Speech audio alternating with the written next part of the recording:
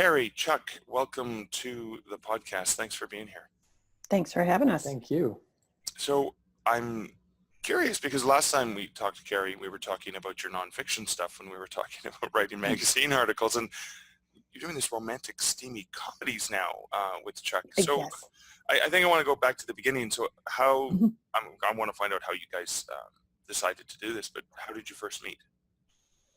Oh, we've known each other for many years, but it was back in 2011 that Chuck reached out to me when he finished his first manuscript and wanted some help with developmental editing. So we worked together on that. And anything to add to that, Chuck? But that's pretty much how we started working together. Yeah, actually, we've kind of, I guess if you think about it that way, we've kind of been bouncing back and forth ever since then, really. I mean, not true. Kind of, not officially, but Okay. we've bounced back and forth on manuscripts quite a bit over the last 10 years or so. Yeah, definitely. And I value Chuck's opinion on my writing, and whether it's magazine articles, or he was a huge help with the magazine writing book, and not only with the writing part, but helping hold me accountable to getting the chapters done when I Okay, cool. So where did this spark of, hey, let's co-author the this novels? How did that come about? Well, this is hard with two people going here. I had been writing or doing magazine articles on, successful self-published authors and how to self-publish. And we were talking and just came up with this idea, like, well, if we were to write something, what would we want to do? And, anything else there? Chuck, just jump in. Yeah. It was sorry, I didn't want to interrupt. Yeah, it kind of started off, it was a discussion of, if we were going to write something together, what would be what would have the best chance of being successful? So we started going through kind of all the genres of YA, fantasy, whatever, and of course we hit on romance, which is the biggest genre there is. And it was really kind of a strategic decision to try to hit on something that we would have the best chance of doing well with. And so we started researching it and learning everything we could about it, and trying to learn how to do it better. Okay, that's cool. And I had to ask, and I didn't ask this before the interview because I wanted to see if I was correct or not. I was going to ask where the pseudonym came from, and I'm gonna speculate that it's Chris and Kerrie. So C.K. Wiles is Chris, Kerrie Wiles. Is that Chuck? Sorry, Chuck. My apologies, Chuck. Yeah. So C.K. Wiles is Chuck Kerrie Wiles. Right. Okay, awesome. That is okay. So that was what I assumed when I saw it, and I thought. But anything else like Wiles? Is that because of the style of the book, or? Oh, we were looking up last names and trying to find something that had fun meaning, and that one, when we looked it up, it's something about lure, and so we just picked Wiles, and it rolled off. Had a ring to it, yeah. It had a ring to it. That's what I was looking for. Had a ring to it. It had a ring to it. That's cool. It was quite a wily ring to it. So I'm curious to talk about the process about how you did that. So you decided on it. You picked the name. The process was fascinating. Can you please tell us about it? And sure. And Chuck, we can go back and forth on this because I don't want to just take over here. But we start with brainstorming this storyline, and we just came up with the storyline for the first one. We weren't looking at a big story arc. We knew we wanted to commit to 3 books because the research shows a single title isn't going to do well. Series do well. So we brainstorm and then outline the whole book. And then Chuck takes off and starts writing because he's a very, very fast fiction writer. Okay, I'm going to pause and go back because I want to know. So the brainstorm sessions, you guys both live in the same town? We live about, an hour away from each other? Correct. So So we're not you get quite together next at a door. coffee shop? Do you do it via video chat? Like how's the brainstorm? Is it email? Is it Skype? Like what sort of method do you use for that? Well, actually the first one we sat in a room together and it's kind of fun really.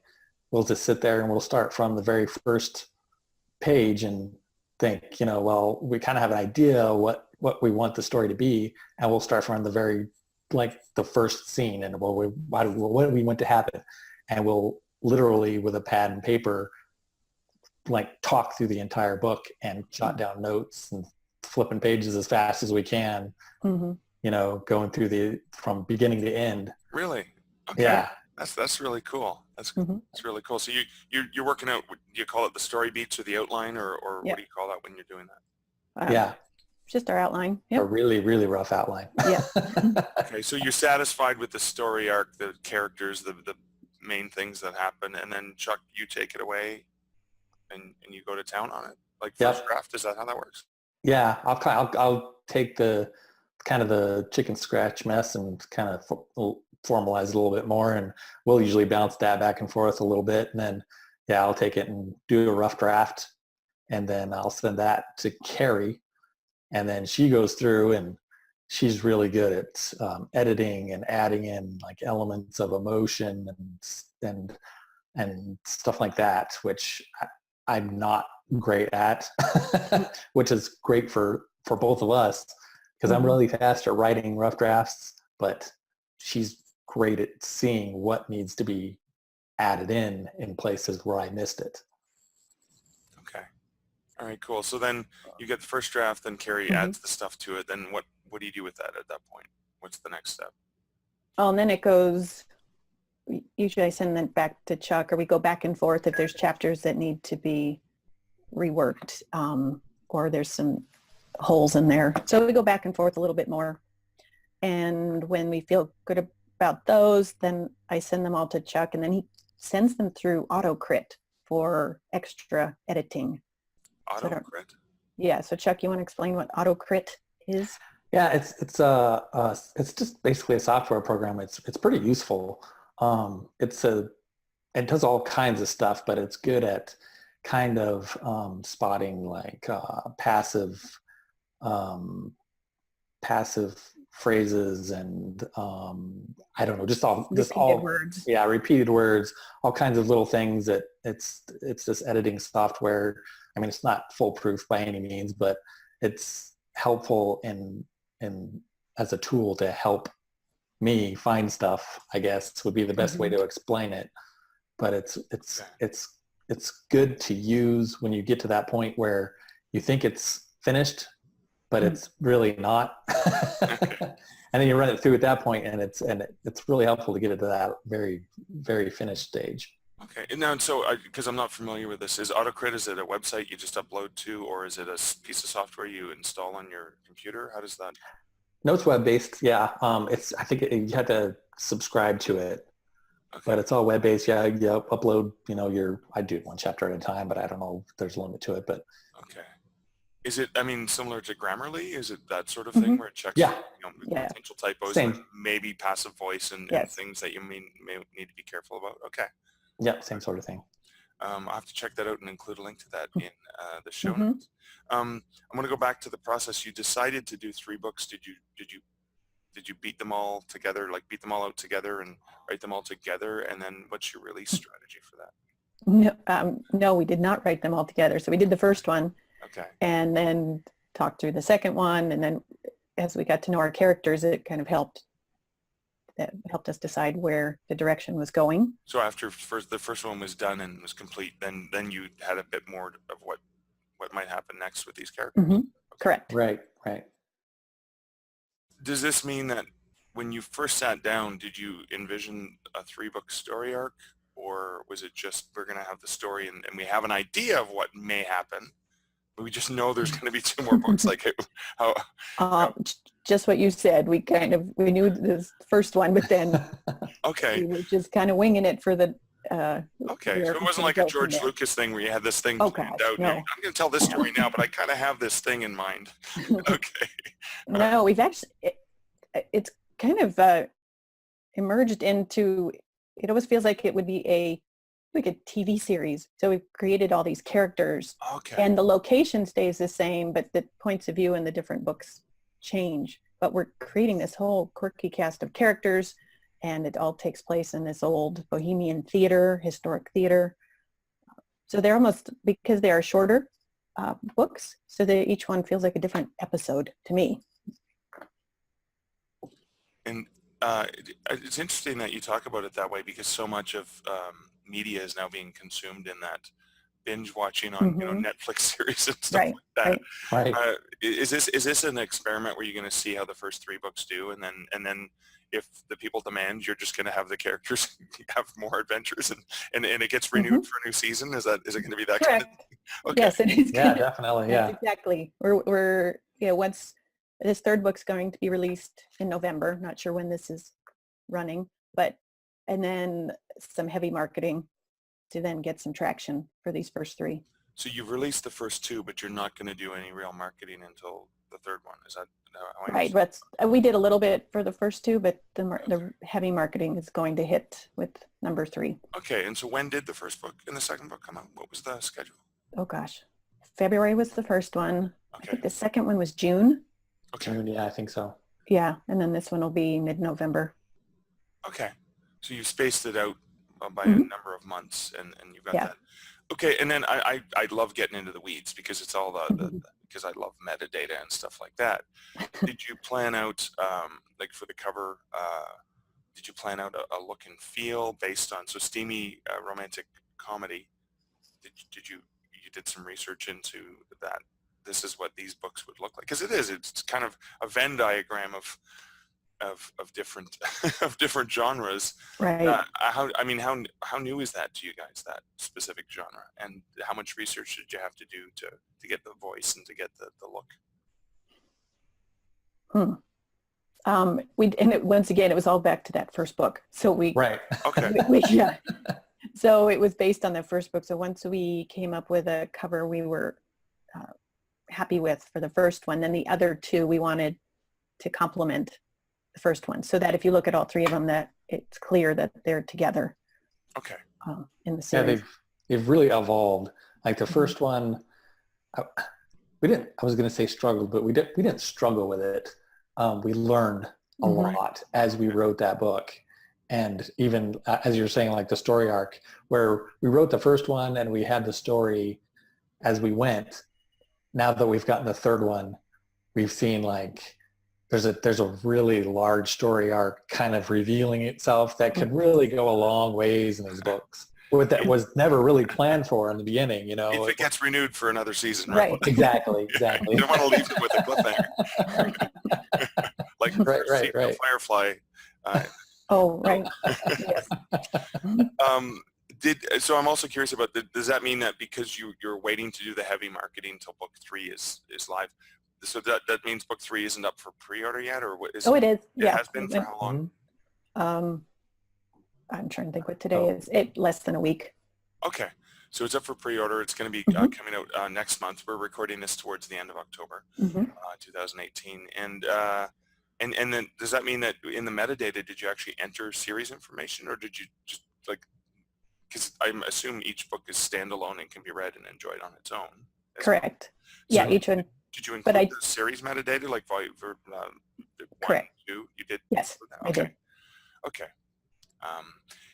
And then I guess the other thing I'm thinking of is I do love the weeds, and I love the details. Is where have you published it, and what process did you use? Because there's 2 of you, and you're trying to collaborate on this. One person has an account, or did you create a new account for both of you? Like how did that work? We created a new account, so everything's under the C.K. Wiles pen name, just so that I could track it. And because I have, with my small publishing company, Hot Chocolate Press, I have, 18 books through that. But I wanted this to be separate so that we could look at the data and look at what's working and what's not. Okay. And we decided to go wide with these. So you're not exclusive to Amazon, you're publishing. Correct. So with Kobo, with Draft to Digital, and with KDP. So you're going, and again, I love the weeds. You're going direct to KDP. You're going direct to Kobo Writing Life, to Kobo through Kobo Writing Life. You're using Draft to Digital for Which For the rest of them, yeah, I always go direct with Kobo and KDP, and then I so use Draft to Apple, Digital. Nook, Right.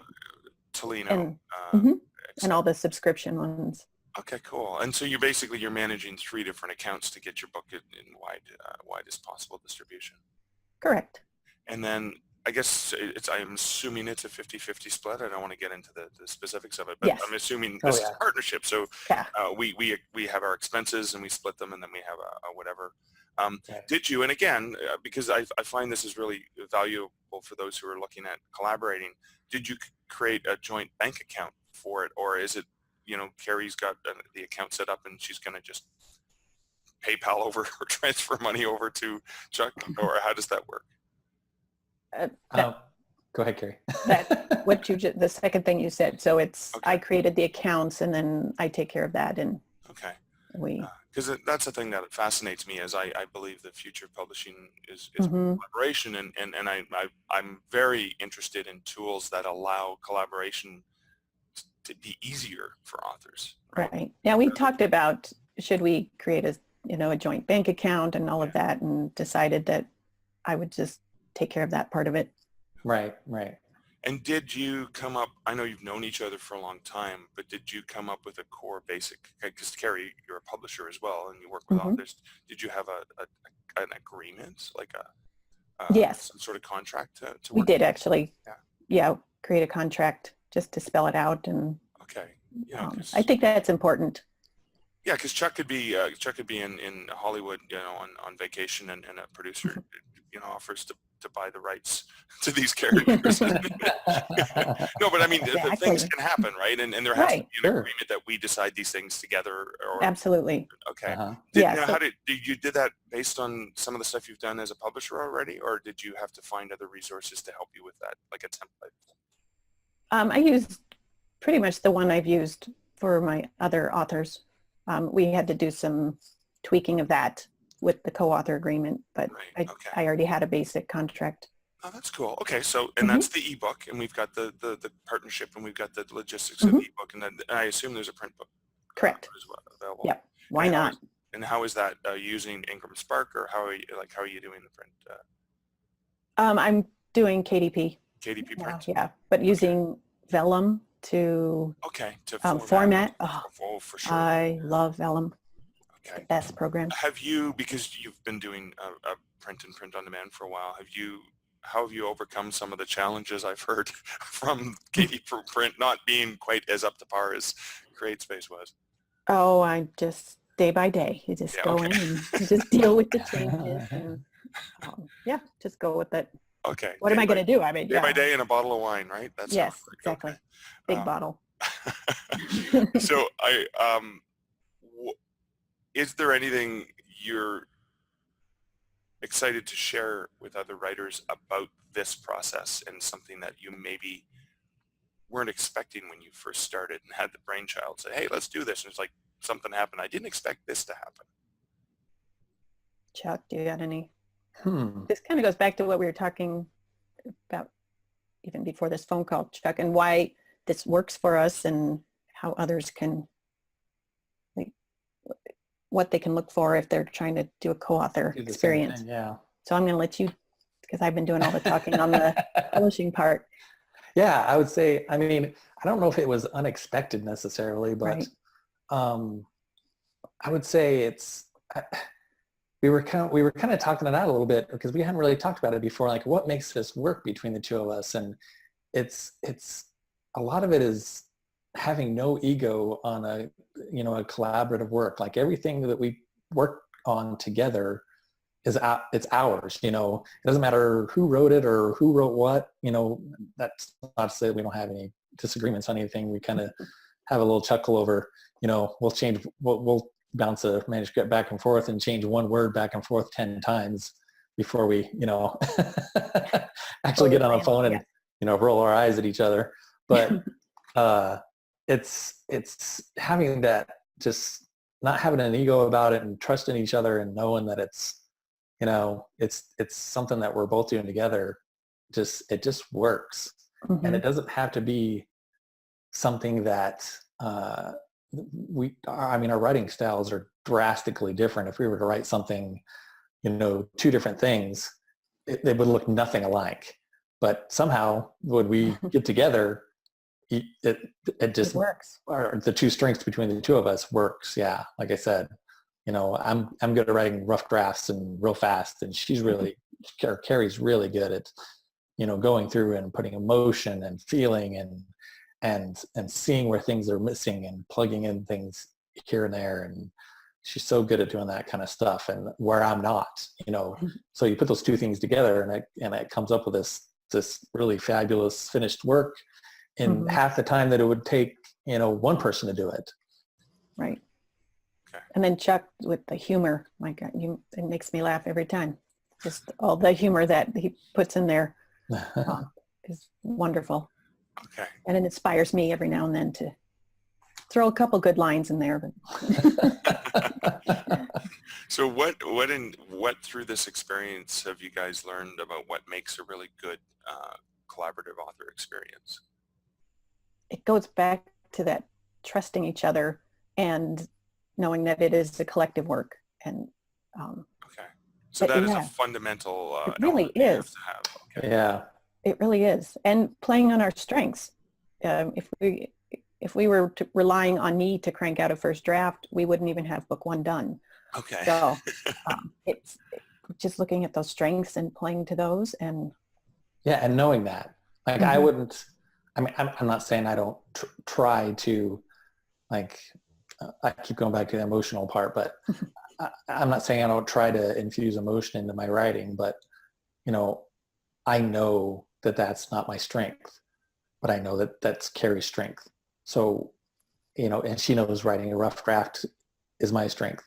So we're not going to switch on the next book and say, well, Kerrie's going to write the rough draft and I'm going to infuse all the emotion. That's, Yeah. we know it works. So we stick to that, and, and it's just become, with every book, it's becoming more and more streamlined. it really is. We're learning so much every time, and what to do first and what to do second. And it's just getting better each time. And then the idea, thinking back to the first one, and knowing that there's another person. So even when Chuck was writing the rough draft and he's like, oh, it's not quite ready yet. And I'm like, well, that's what I'm here for. Send it to me. So getting to that point where like, oh yeah, there's two of us. So we don't have to carry that burden individually. It's so much better to wander around in a desert with two people instead of by yourself. Yes. That's cool. Yeah. You guys mentioned ego before. You have to kind of check your ego and the trust thing. What about the fact that you both are writers who've done other things and have a brand? Now you're creating a completely new one, but it's not even, your names aren't on the cover. Does that affect the process in any way? Not really. No.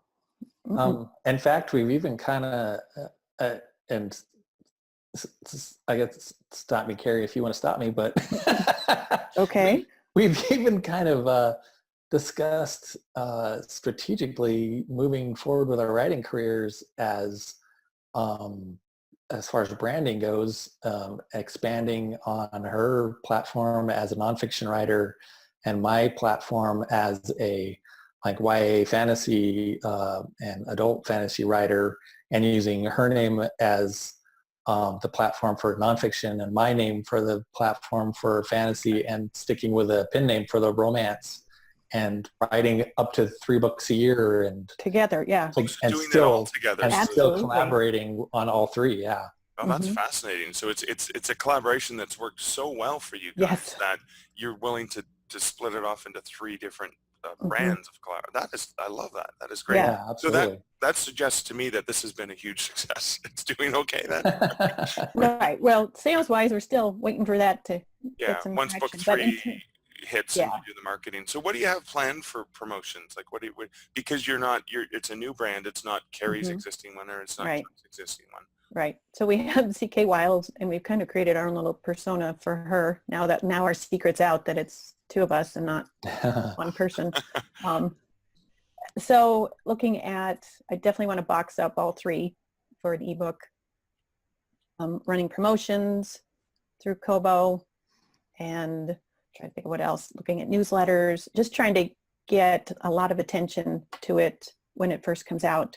Okay. And looking at, for people who sign up for our newsletter at CK Wiles, we will give them the first book for free. And you're going to tell us what website they can go to sign up for that, right? Yes, ckwiles.com. Pretty easy. Excellent. Yeah, so if they go there, they'll get the first one for free. So we will be doing a lot of that as well, getting that first one into the hands of people, and hopefully they love the characters we've created and the, and the comedy and. Excellent. That is fantastic. Yeah, this and is podcasts too. We're doing podcasts to help. You're doing a podcast, the CK Wiles? No, sorry, no, it's just being on your podcast. I was going to say, CK Wiles is going to do a podcast. That would be. No, we have not talked about that. Hi, I'm C. Hi, I'm K. Right. Yeah. Okay.